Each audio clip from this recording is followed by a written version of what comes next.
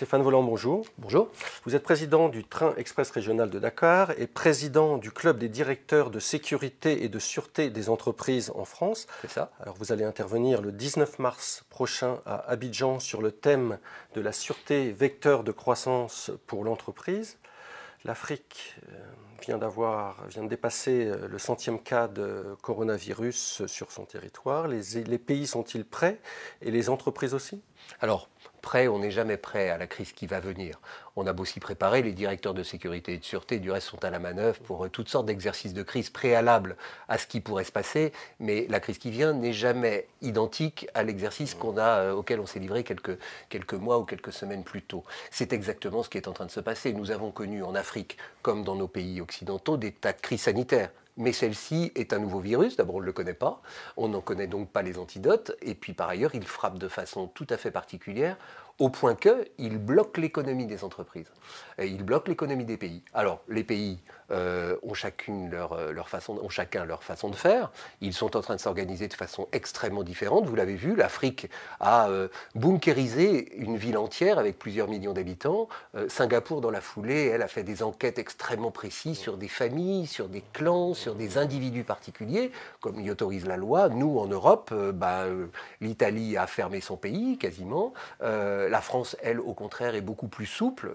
sauf à ce que le président, ce soir, renforce les demandes et les exigences qu'il aura sur nos modes de vie dans les jours qui viennent. Le président Trump a, lui, décidé de fermer ses frontières hier soir. Chacun réagit un peu en fonction à la fois des usages qui sont les siens dans son pays et puis des lois qu'il a à sa disposition.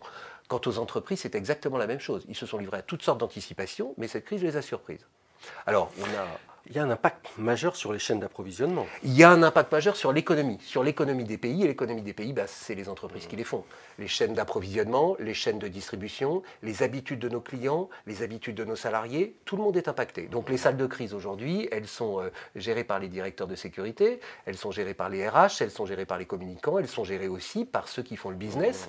Et aujourd'hui, dans l'urgence, on essaye d'anticiper les répercussions de ce qui s'est passé il y a 45 jours en Chine. Et quand je dis 45 jours, c'est pile poil la durée qu'il faut pour qu'un supertanker qui nous approvisionne en papier hygiénique, par exemple, passe d'un port chinois à un port français.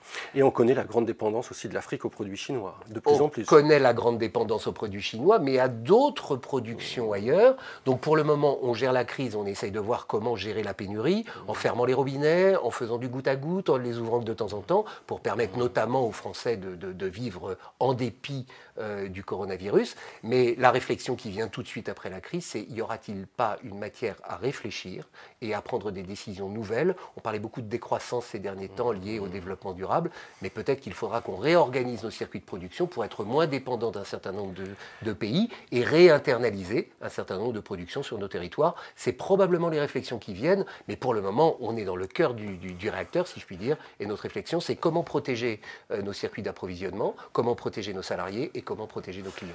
Est-ce que l'Afrique, dont la proximité avec l'Europe, on sait qu'il y a le détroit de Gibraltar, 15 km, pourrait être un marché plus important dans le réassort ou l'approvisionnement en matières premières? Oh, probablement. Les Occidentaux redécouvrent l'Afrique depuis quelques années. C'était un continent un peu opaque. On se méfiait de l'Afrique. On avait de l'Afrique une image qui n'était probablement pas celle de la réalité.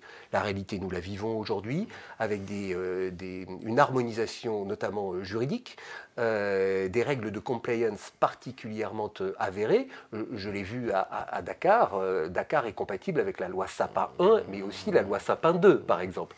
Ce qui pourrait surprendre un certain nombre de nos collègues, et pourtant c'est la réalité. Donc la réalité africaine, elle est telle qu'on la vit aujourd'hui pour ceux qui ont la chance d'y aller. C'est un continent qui est stable, à l'économie ouverte, avec un marché en pleine explosion, et là effectivement sur certains produits, peut-être pourrions-nous les rapprocher du continent européen en les délocalisant de la Chine pour les mettre en Afrique, ou peut-être même sauter l'étape africaine et les réinternaliser en France. Ça, c'est aussi une réflexion qu'il va falloir qu'on conduise. Alors, les groupes du CAC 40 sont très présents en Afrique, mais aussi nos PME, PMI, nos ETI aussi. Quelles conséquences a cette crise sur nos activités en Afrique? Alors, pour le moment, on a des conséquences d'approvisionnement. Qu'allons-nous faire de toutes les productions qui sont aujourd'hui en Afrique et qui doivent venir en France, et de toutes les productions qui sont françaises et qui doivent partir en Afrique? Il va falloir qu'on prenne des décisions comme d'autres pays les ont prises. Et puis il y a un flux migratoire dans les deux sens. Beaucoup d'Africains viennent en Europe, beaucoup d'Européens vont en Afrique. Donc comment allons-nous faire? Nous allons avec Isao la semaine prochaine à Abidjan. L'organisateur de ce colloque a décidé au contraire de marteler que le colloque aura lieu. J'espère que nous pourrons tenir jusqu'au bout et que probablement il allait en profiter pour ouvrir les discussions que nous aurons sur justement les crises sanitaires. Il a raison. Il ne faut pas qu'on ait peur. Donc allons-y. Maintenant, la vraie difficulté, c'est que les directeurs de sécurité, notamment, doivent prendre en compte les spécificités de ce continent. Les niveaux d'exigence pour nos filiales africaines sont les mêmes que ceux que nous avons en Europe? En matière de protection de nos salariés, bien sûr. Protection sanitaire, évidemment, notamment. Évidemment. Il n'y a pas de standard dégradé en Afrique dès lors qu'il s'agit de production française qui, en plus, devrait être rapatriée en France ou devrait servir des clients africains. Ce serait complètement hirsute, débile que d'imaginer qu'on fabriquerait des sous-produits en Afrique et que la production africaine serait dégradée par rapport à celle qu'on pourrait faire en France. Ça n'est pas le cas. Et donc les exigences sanitaires pèsent sur nos productions africaines comme elles pèsent en France, et les exigences de nos clients et de nos salariés en Afrique sont exactement les mêmes que celles qui pèsent que nous demandent nos clients ou nos salariés en France. Une dernière question, Stéphane Voland. Un certain nombre de nos approvisionnements viennent d'Afrique. Je pense à notamment des matières premières comme le café, comme le cacao, mais aussi dans l'automobile maintenant, où il y a de la délocalisation, notamment au Maroc. Peut-on craindre des ruptures de chaînes d'approvisionnement sur certains des produits? Écoutez, moi je ne suis pas là pour jouer à Shérif fais-moi peur.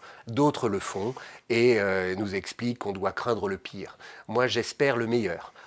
Chacun prend ses responsabilités, les États avec les moyens qui sont les leurs, et les arsenaux juridiques ne sont pas exactement les mêmes, et les entreprises prennent leurs responsabilités, nos clients les prennent aussi et nos salariés également. Il y a une espèce de grand tous ensemble qui fait que j'espère qu'on va sortir de la crise le plus rapidement du monde. Si on sort de cette crise le plus vite possible, eh bien, il n'y aura pas les ruptures d'approvisionnement que vous imaginez. Si elles durent plus longtemps, il faudra qu'on tire les conséquences de cette durée dans le temps de cette crise, mais pendant la crise, la vente continue, donc il faut qu'on regarde aussi les autres facteurs de risque et de danger. C'est le rôle des directeurs de sécurité que d'anticiper une autre crise qui pourrait venir et s'ajouter à celle-ci, ce qu'on appelle un surévénement. Et puis après, les stratèges, à la fois au niveau des États et au niveau des entreprises, doivent réfléchir à l'organisation du monde, à l'organisation du commerce, qui pourrait peut-être être modifiée par les conséquences de la crise que nous sommes en train de vivre. Mais à suivre. Stéphane Voland, merci. Merci à vous.